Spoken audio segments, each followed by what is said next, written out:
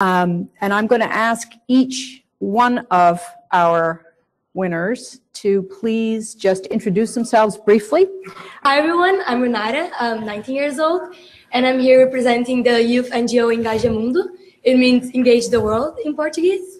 And basically I'm here representing more than 1,600 volunteers in the 5 regions of Brazil, so no pressure, right? But our project is called What is Climate Change and What Do I Have to Do with It?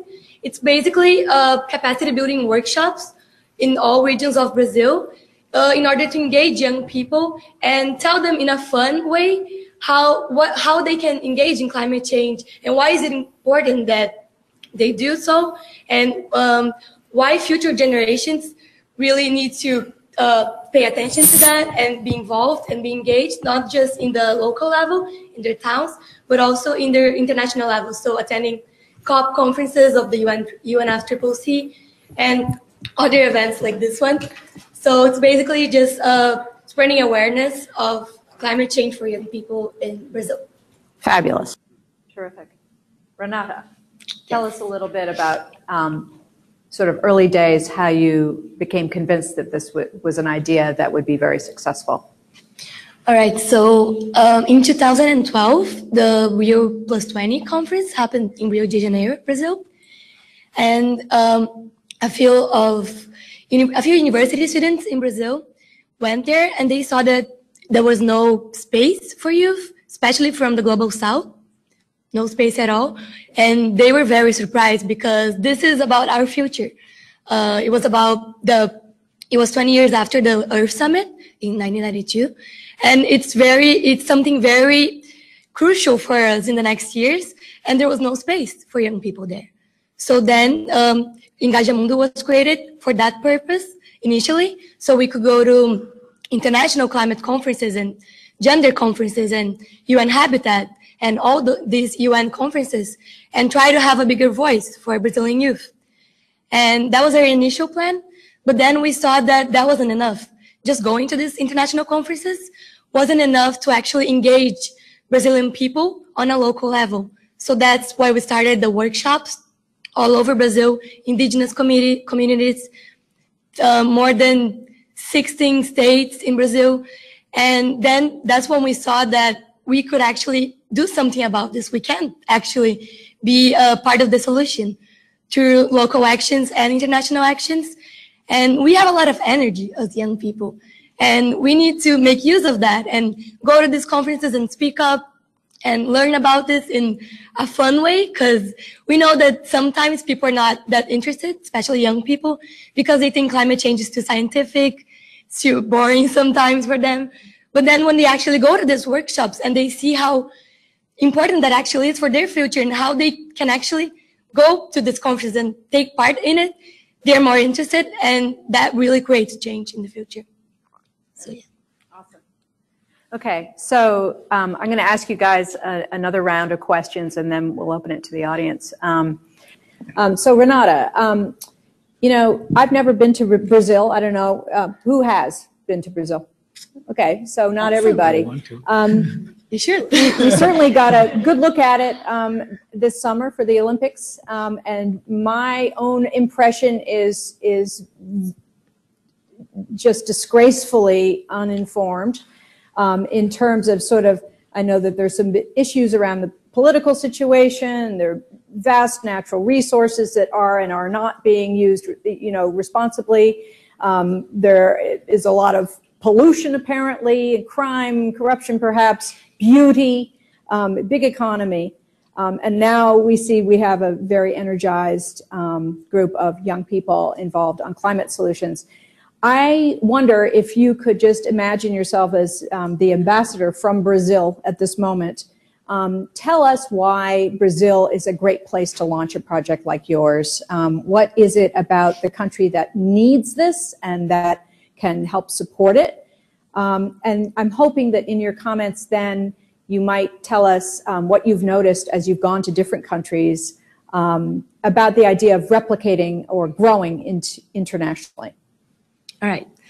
That's a really good question. That's actually what I'm hoping to do in the future, studying here and then going back to Brazil to actually make a change. And well, as you all know, Brazil is a huge country, a lot of resources, a very rich country in those terms. And sadly, we've been having all these problems politically, economically. And I do think that it's through youth that we're going to change that, because we are the future leaders of, we are the leaders of tomorrow. So as an ambassador of Brazil would say, I believe there is a lot of hope for Brazil. It's a very promising country to grow and be a leader regionally, globally, in climate issues, in gender issues, in economic issues, all issues. And we're hoping to do that in the near future. And I do believe that that comes from the ground up. So it's through civil society, through young people. And as I've gone to other countries, I've noticed that whenever I see Brazilians everywhere, I just saw a Brazilian right there, we all unite and we all love the country so much. I noticed there's a lot of passion in Brazil, and we just need to apply that, have leadership positions, act politically, locally, even little things, which is what our workshops aim for, just, eating less meat, riding bikes, taking public transportation. So small actions are going to lead to bigger actions in the future. And I think that if every person in Brazil starts doing that and, being their change in their own houses, in their own communities, we can actually change Brazil, and not change, but make it better. It's an amazing country, and it has a lot of potential to be a big leader in the world in general. So I think that through these workshops and through the youth power, we can build something very beautiful and have a great, beautiful power for the world in the next years. Something tells me we're going to be seeing more of you. Hopefully, yeah. That's really great. Thank you. So now I hope there are some questions from the audience. If not, I could go on all day just chatting with you three. But Okay, my name is Katie Friedman, and I work for the Charles River Watershed Association as an aquatic scientist. But prior to my work there, I worked at the City of Boston. I'm in their environment department, and this question is mainly for Renata. I would staff a lot of the public hearings, and I'm 26, I was always the youngest person in the room. And so I'm really interested in sort of catalyzing all the energy of the young people in the greater Boston area, getting involved in local politics, even just getting them into public hearings to see the process. So I'm curious how you first reached out to young people, if it was through social media, how you got them into the workshops. Awesome. Thank you for, being part of the change. And, we need a lot more youth voices. And specifically for Engajamundo, we've used a lot of social media. That's the main tool for young people nowadays.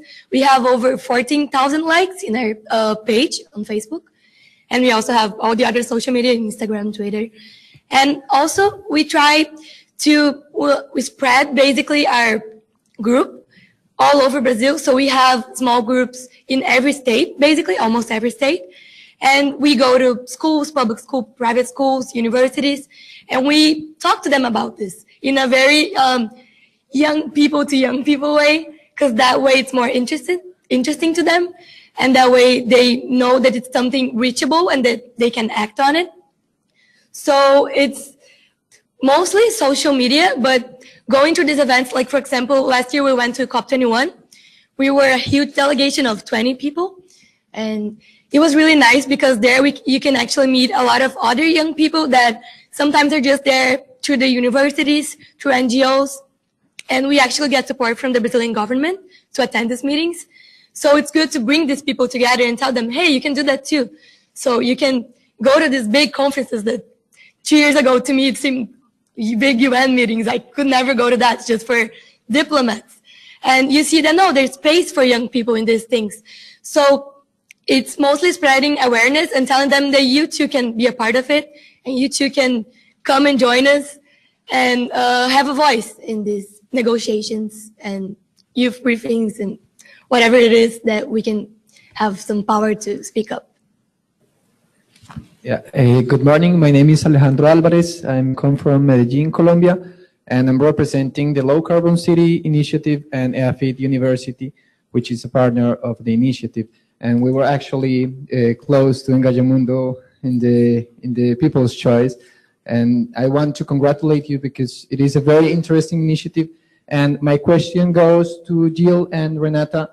And what we are trying to do with the Low Carbon City Initiative is to bring all the actors, all the possible actors together in a way that we can foster the low carbon cities right now. And my question is, how do you want to involve the academy into this purpose?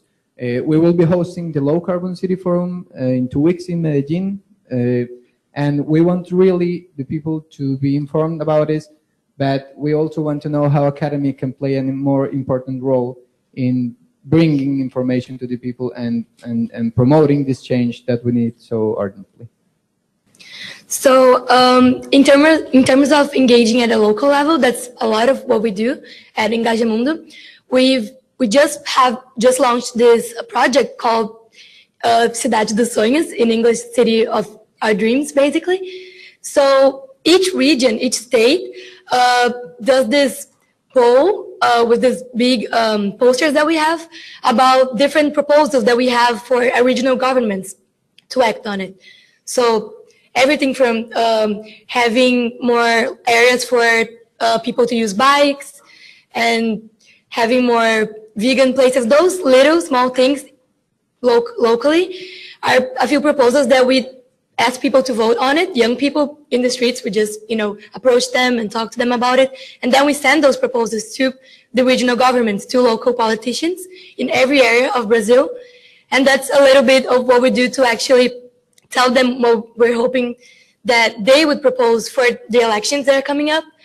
And also in terms of involving the academy and all those things, it's basically when we see them at conferences and at all these important events that we go to, it's trying to engage with them and making them understand that it's not just youth to youth. We need more help. We need credibility from older people, from people in positions of power as well. So I think if there's a big connectivity between people from civil society, government, academia, all these areas, we can make something really cool, really nice about the environment and about future actions that we can make.